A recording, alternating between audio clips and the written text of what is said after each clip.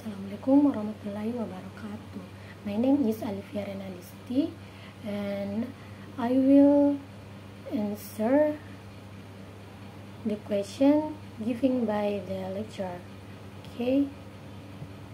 The first question is, in your opinion, is there any relationship between language and human mind? Explain your answer about the representation of their relationship, if any.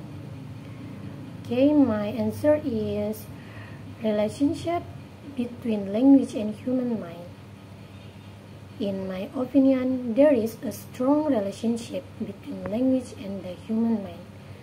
Why? Because language is a cognitive tool that humans use to represent, process, and communicate information. It influences how we think, perceive, and interact with the world, and here is how this relationship is represented. The first is social interaction. With social interaction, language is essential for communication and social interaction. It enables us to share ideas, express emotions, and build relationships with others. The second is the cultural transmission.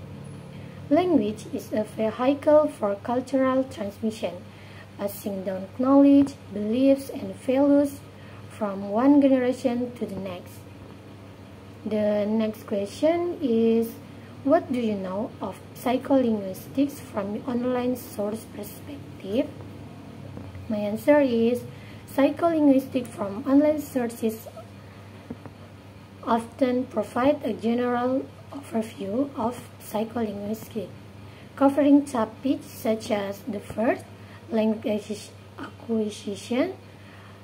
This is how children learn language and the factors that influence this process, by wikipedia.com. The second is language processing. This is how the brain processes language, including comprehension, production, and memory, by the wikipedia.com. The last is language production. This is, studies in this field are relatively narrow and focused on how thoughts are converted into speech, by Open Encyclopedia of Cognitive Science.com. Next question is, what do you know of psycholinguistics from expert views? Okay, my answer is, experts in psycholinguistics often delve deeper into specific areas of research, such as, first, Elizabeth Bates, who is competition models. This is, language acquisition is influenced by the competition between words and structures within the linguistic input children receive. 2 is Noam Chomsky, who is giving language acquisition device, or ELAD, a hypothetical brain mechanism enabling humans to learn language naturally. The third is Jan Piaget, who is giving cognitive development theory. Cognitive development theory posits that language acquisition is linked to stage of mental development, and as children grow, their ability to understand and use language evolves. Okay, next question is, from the two sources of psycholinguistic concept, which view do you support the most? Explain your positions.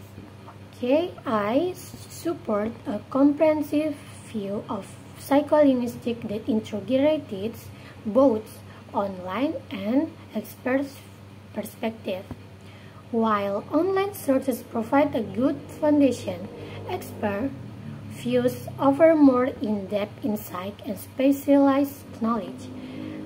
Now, by combining this perspective, we can gain a more nuanced understanding of the complex relationship between language and the human mind.